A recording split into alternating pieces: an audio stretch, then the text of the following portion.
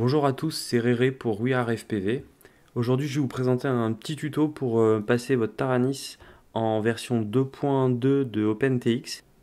L'intérêt de passer en version 2.2 de OpenTX, c'est qu'avec la nouvelle version de KISS, la 1.2, vous allez pouvoir changer vos PID directement depuis la Taranis. Si vous avez un Tramp ou un Unify Pro, vous allez aussi pouvoir modifier la puissance et les channels de votre VTX. Vous allez maintenant pouvoir vous connecter sur le site de OpenTX pour aller récupérer les sources. Donc il y a OpenTX Compagnon, on va devoir le télécharger. Donc vous allez prendre la version 2.2, la dernière version. Donc on prend la version Windows, il existe la Mac, Linux ou Ubuntu. Donc là on va télécharger la version. On l'installe. Donc ça c'est une installation des plus classiques. Et on exécute le programme.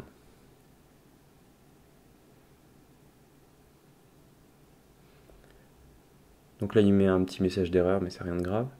Maintenant vous allez passer sur votre Taranis. On va devoir passer la Taranis en bootloader. Donc pour pouvoir la passer en bootloader, on prend les deux trims et on les met vers l'intérieur et on allume la Taranis.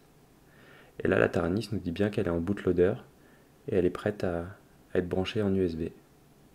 Donc vous la branchez en USB et là il va y avoir écrit USB Connected. Donc maintenant on va sauvegarder la télécommande pour récupérer les modèles une fois que la mise à jour sera faite. Donc moi je l'ai mis sur mon bureau, je l'ai appelé backup. Voilà, la sauvegarde est faite. Donc maintenant on va aller récupérer le SD card. Donc on va aller chercher la version qui correspond à votre radio-télécommande. Moi c'est une DX9 Plus. Donc j'ai pris la version 2.2 V008 qui date du 19 mars 2017. C'est la dernière. Ensuite on va préparer le modèle. Donc le modèle on va mettre le nom. Donc moi j'ai mis Réré. Donc maintenant on va passer aux options de compilation. Donc on va activer les scripts Lua.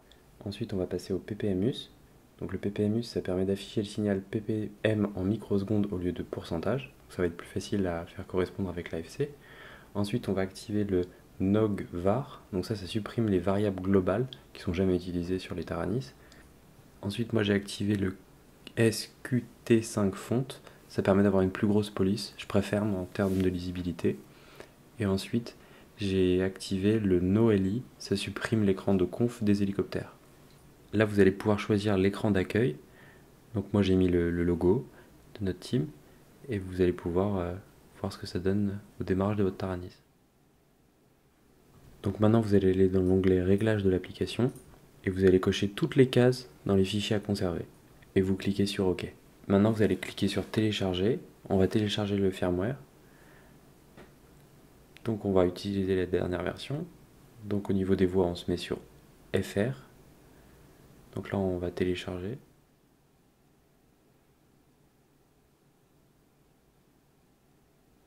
Et on clique sur OK. Ensuite on va envoyer tout dans la télécommande. Donc là on va aller chercher le fichier qu'on vient de télécharger. Donc moi il est sur mon bureau. Donc là on vérifie on est bien en version 2.2, variante, l'heure, et on met utiliser l'écran d'accueil du profil. On vérifie la compatibilité du hardware et on envoie. Et donc là il faut attendre un petit peu. Et voilà, la progression terminée, on peut fermer. Donc là on vient de flasher la Taranis. Maintenant, on va récupérer les fichiers qu'on a téléchargés tout à l'heure du SD card et on va aller les mettre sur la Taranis. Donc vous allez ouvrir l'ordinateur. Donc moi je suis sur un Windows 10, donc c'est ce PC. Et là on a un disque E. Alors ça dépend de votre Taranis et de votre ordinateur, de la configuration de votre ordinateur. Voilà, donc moi j'ai E. Et là-dedans, je vais récupérer tout le SD card que je vais copier et je vais demander de remplacer. Donc ça va prendre un petit peu de temps, je vais accélérer le remplacement. Et donc je vais dézipper le contenu dans la Taranis. Ici.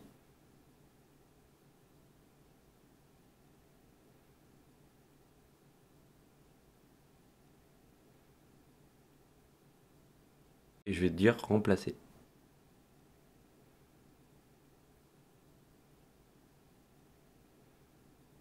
Maintenant qu'on a copié tous les fichiers de la SD card, on va pouvoir éteindre la radio-télécommande. Donc on va l'éteindre, on va la débrancher et on va pouvoir la rallumer. Et quand elle va se rallumer, vous allez voir qu'il va y avoir une erreur. Et donc pour pouvoir passer l'erreur, il suffit d'appuyer sur la touche Enter. Et on va pouvoir écraser les proms. Et vu que tout à l'heure, au moment où on a déplacé les fichiers et on a fait remplacer, il a bien gardé les modèles et on peut voir que j'ai bien le QAV Dark Matter qui est déjà là. Donc on n'a pas besoin de restaurer la télécommande. Ok, maintenant on va se connecter sur le site de Kiss pour aller récupérer le script Lua qui est disponible sur leur site internet, je le mettrai en description.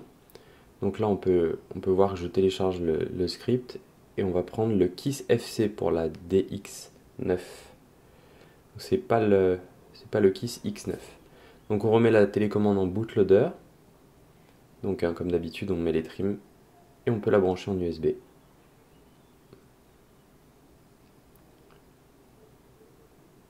Donc là maintenant que la télécommande est bien branchée en USB,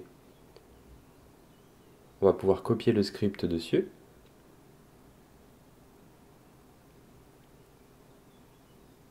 Donc on va dans le E, le chemin c'est script, télémétrie. On prend kissfc.lua et on le colle dedans. Et voilà, et on peut éteindre la télécommande et la débrancher. Maintenant on la rallume. Et donc on va aller dans le menu. On va appuyer une fois sur menu, page, et on va aller à la page 12. Donc on est sur la page 12, et on voit ici qu'on a écran 1 avec le script. Moi je l'avais déjà essayé.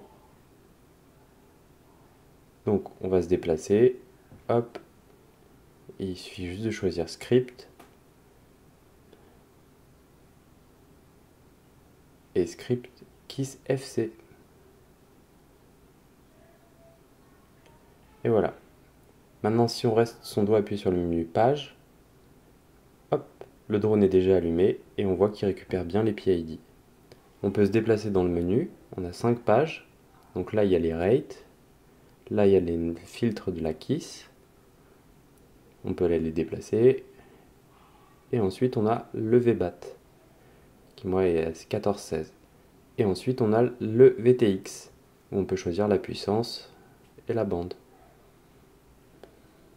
Donc moi je vais vous montrer comment on fait pour modifier des paramètres. Donc pour changer le roll, le P du roll, on va faire Enter, et on va se déplacer la valeur, on va la mettre à 4,20. Une fois qu'on a fait ça, on laisse son doigt appuyer sur menu, et il nous demande ce qu'on fait, et on va enregistrer la page. Save page. Et là il a bien save. On peut éteindre la télécommande pour vérifier. On va la rallumer. Le drone est toujours allumé. On reste son doigt appuyé sur page. Et là on voit qu'on a bien P sur le roll à 4.20. On arrive à modifier ses PID. Voilà, le tuto est terminé pour la Kiss. Il existe aussi un script sur Betafly, mais vu que je n'ai pas de carte, je ne peux pas essayer. Comme d'habitude, vous n'hésitez pas à partager, commenter, et puis un petit pouce bleu, ça fait toujours plaisir. A bientôt sur We Are FPV.